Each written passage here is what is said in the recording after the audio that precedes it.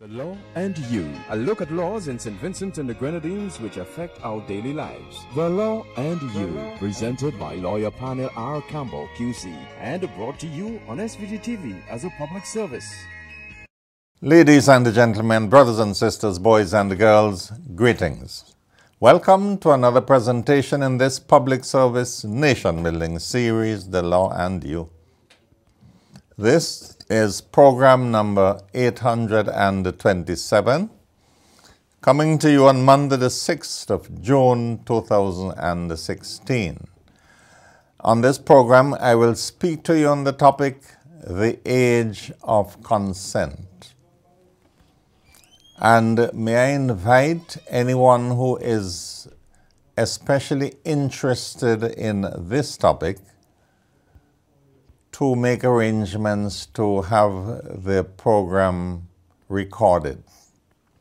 These days, almost every cell phone you see around town is a smartphone and is capable of recording, and in as much as the program is only 30 minutes, it will not occupy a lot of space on your device.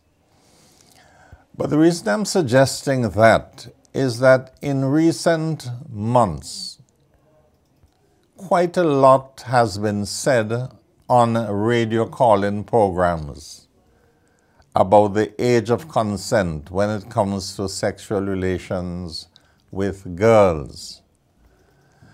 And a lot of what has been said and what is being said is wrong. I have come along today with no fewer than 6 law books because I want to take my time and show you the evolution of the age of consent from 1912 to this present time. I will be reading the sections, and after a while you will find them repetitive because the law has hardly changed since 1912. And in as much as it has been changed, and in as much as the age of consent was raised, and in as much as the wrong government is credited with having raised the age of consent, I would want you to pay special attention so that next time you find yourself in a discussion on these matters, you will be speaking from a point of view of actual knowledge and not guesswork or speculation. But before I go into the program, let me very briefly express condolences to all families which have suffered recent bereavements. And I would like to call the names of 2 persons of my acquaintance who have recently passed on, in order of time of death. Miss Velma Jackson of Kingstown Hill. And then on Saturday afternoon, Miss Alice Mandeville. These are 2 women who I would call unsung heroes, or if I have to be strictly correct grammatically, unsung heroines. These were 2 nation builders of class, Miss Jackson and Miss Mandeville. The nation has been enriched by their contributions to the field of nation building, and I would like to pay my respect to those 2 women of class who have recently passed on. And speaking about persons recently passed on, I would like to just mention in passing that the world has lost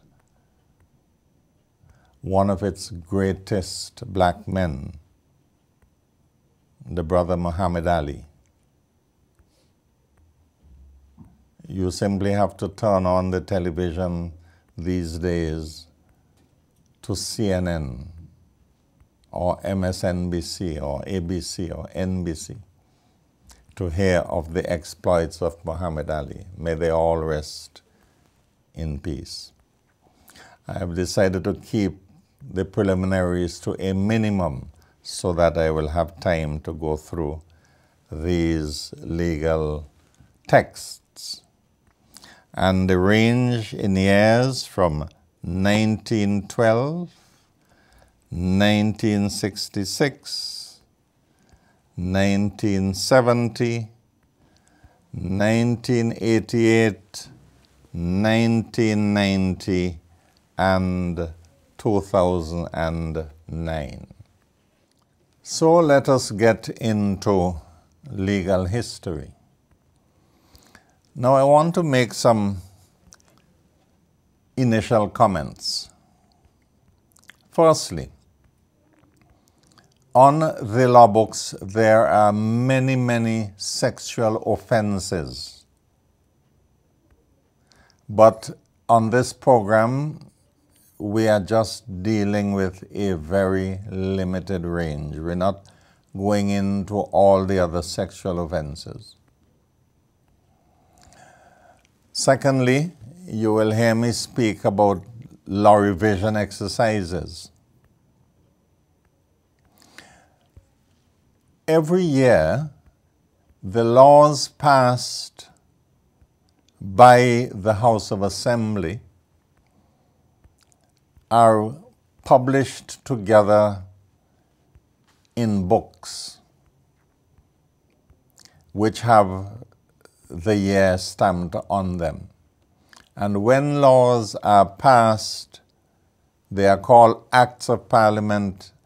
They are given a consecutive number. So the first law passed for any year is Act number 1 of such and such a year. And at the end of the year, all the laws passed for that year are bound together in a volume. So we have annual volumes, but those are the primary laws. There are secondary laws, also known as subsidiary legislation, which consists of rules, orders, regulations, proclamations. In other words, laws made not in Parliament, but made by various authorities which have been authorized by Parliament to make laws. For example, an act may be passed in Parliament to provide for the licensing of motor vehicles. But then, a special body has been given the power to make regulations. When regulations are made, they are known as subsidiary legislation, or another word is subordinate legislation, namely legislation made having the force of law when properly made, but not made by Parliament, but made by an authority, perhaps an office holder or a committee, which has the responsibility to make subordinate laws. But in the field of the criminal law, we are not dealing with subordinate legislation, we are dealing with primary legislation, acts passed in Parliament. Parliament is another term for the House of Assembly. In colonial times, the lawmaking body was called the Legislative Assembly. That in post-colonial times, we simply refer to the House of Assembly, or we simply say Parliament. It means the same thing. Let me surprise you by saying that when it comes to the age at which girls can lawfully give permission to boys or men to have sex with them, that age has only been changed once. And that will surprise you. In the early days, and I will soon quote the law for you, from 1912, perhaps before that, but nobody can find any legislation that predates 1912. The ages were 12 and 13. And then in 1966, under the government of the Honorable Ebenezer Joshua, the ages were changed to 13 and 15. So, in colonial times, from 1912 right up to 1966, the relevant ages for this area of the law were 12 and 13, and Mr. Joshua changed the law in 1966 to 13 and 15. And that is where those ages are up to now.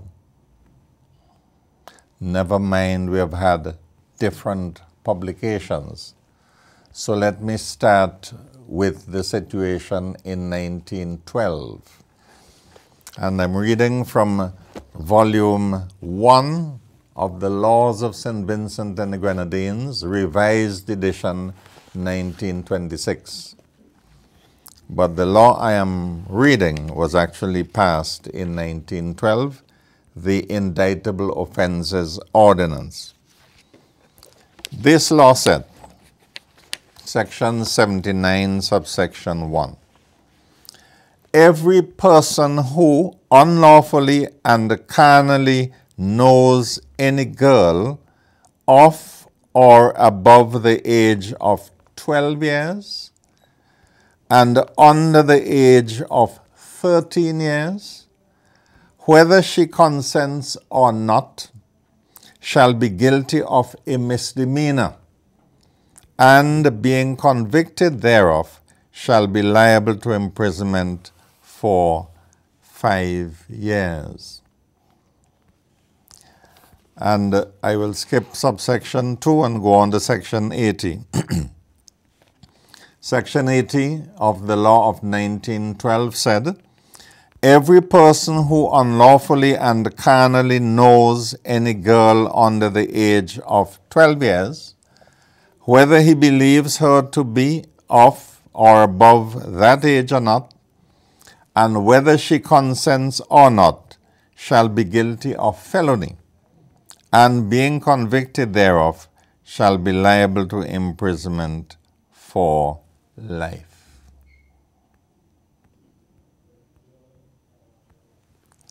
That was the situation in 1912 as it came to be published in Volume 1, 1926, Chapter 24.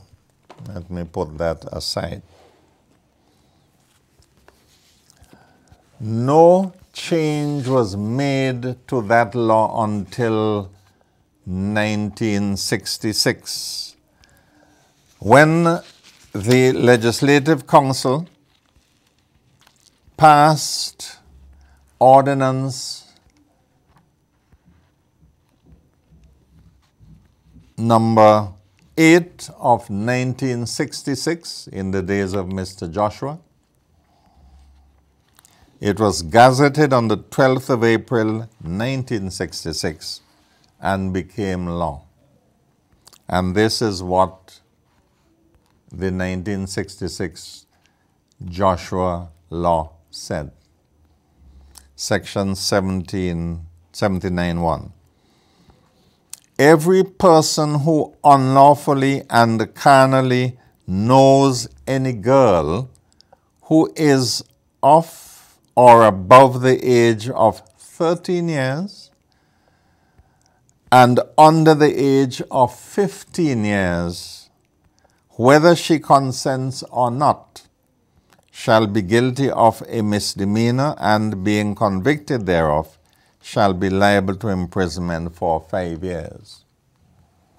So the only change made in 1966 to that 1912 ordinance were the changes from the age of 12 to 13 and from 13 to 15.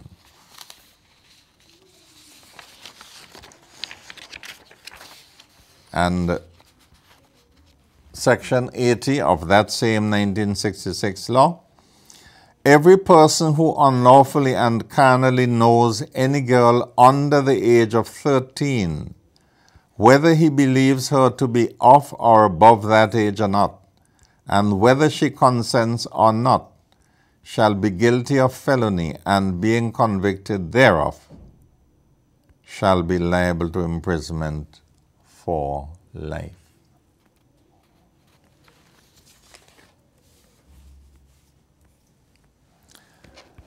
Then came the Criminal Code, passed in Parliament on the 21st of April 1988, when yours truly was the Attorney General. The opportunity was taken by my predecessors to commence a law revision exercise, and I had the honor of completing that exercise in 1990. For those who have a good memory, I served from May 1987 until the end of September 1995. What was done in my time, if I may put it that way, was that all the criminal laws were revised, put together, weeded out and rectified, but no change was made to the text of what Mr. Joshua did in 1966. Because this is what was said. Any man who has sexual intercourse with a girl under the age of 13 is guilty of an offense and liable to imprisonment for life. And Section 125, any man who has sexual intercourse with a girl of or above the age of 13 but below the age of 15 is guilty of an offense and liable to imprisonment for 5 years.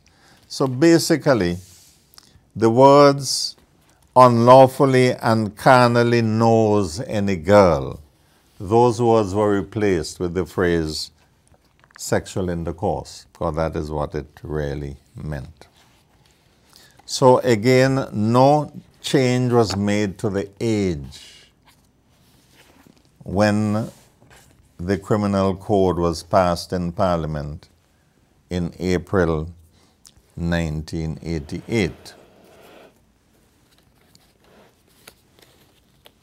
In the interest of time, I will skip the 1970 Grey Volume because, as all lawyers know, the laws were attempted to be revised between 1966 and 1970 by Sir Keith Alleyne, the father of the person who later became Chief Justice, Sir Brian Alleyne.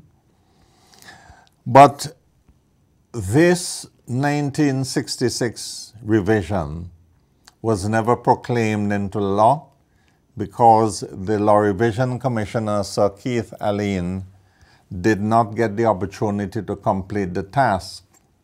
He was murdered in Dominica. Somebody took a cutlass and chopped his neck, killed him. So this law revision was never completed. But the text in this revision is the same, identical words of the text in the 1966 Joshua Act. Let me put that over there. We come to more modern times. In 1990, we undertook the publication of the 1990 revised laws. And in the 1990 revised laws, Section 125 states, any man who has sexual intercourse with a girl under the age of 13 is guilty of an offense and liable to imprisonment for life. And Section 125, any man who has sexual intercourse with a girl of or above the age of 13 but below the age of 15 is guilty of an offense and liable to imprisonment for 5 years. So again, the ages 13, 15. That was in the 1990 law revision. And then we come to the most recent law revision, the one of 2009. Again, Section 124 of the Criminal Code states, any man who has sexual intercourse with a girl under the age of 13 is guilty of an offense and liable to imprisonment for life. And Section 125, any man who has sexual intercourse with a girl of or above the age of 13 but below the age of 15 is guilty of an offense and liable to imprisonment for 5 years. There is a special defense, but I would not complicate the reading by going into that. And as I said before, we're not dealing with all of the sexual offenses, because we're not dealing with rape, intercourse with a defective, indecent assault, indecency with a child, permitting a girl under 15 to use premises for intercourse, causing or encouraging prostitution of a girl under the age of 15, causing prostitution of a woman, detention in a brothel, woman exercising control over prostitute, man living on earnings of prostitution. All of these are different sexual offenses. So that in a nutshell, and I'm sorry I had to rush, but I want to get in the substance of this program in this segment. To recap, at the age of 15, in the laws of St. Vincent and the Grenadines, a girl, once she turns 15, she is capable of giving consent to sex. If she is not yet 15, the law regards her as not capable of giving consent. So that even if she says yes, even if she encourages a man to have sex with her, or a boy, if she is under 15, that is a criminal offense for any man or boy to have sex with anybody under the age of 15. Now, most people would say, well, that is odd, considering the number of girls of the ages of 13 and 14 who go to the hospital to have children. But that is another story. That is another story. So for those who go on the radio and like to say that ex-government brought down the age of consent from 18 to 15, never, it was never at 18. As I said before, it used to be 13. Mr. Joshua carried it up to 15, and that is where it still is. Now, I understand that some people are agitating for the age to be raised higher. Well, that is a matter for national discussion and debate. Nothing is wrong with having a healthy debate about raising the age of consent from 15. Just remember that it was in 1912 it was 13, and in 1966 Joshua carried it to 15. It has moved from 15 until now. Of course, if any woman does not consent to sexual intercourse, that is rape, and somebody has intercourse with her, that is rape.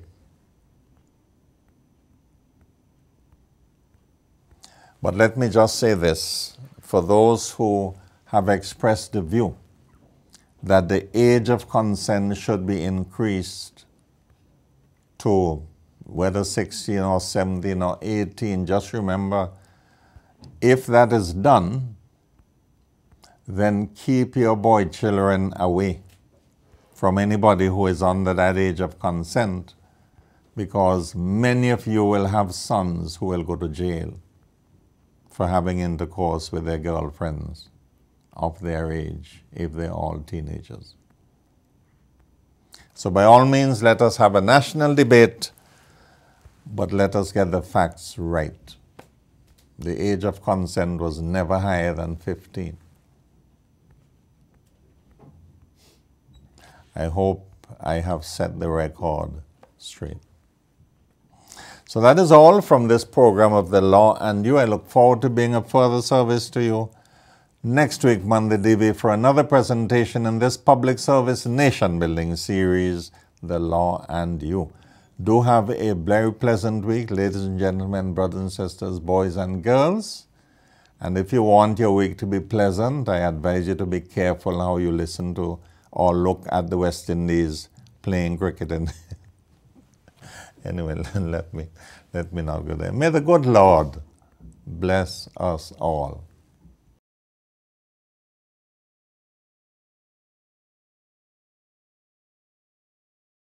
The Law and You, a look at laws in St. Vincent and the Grenadines which affect our daily lives. The Law and You, presented by lawyer panel R. Campbell QC and brought to you on SVG-TV as a public service.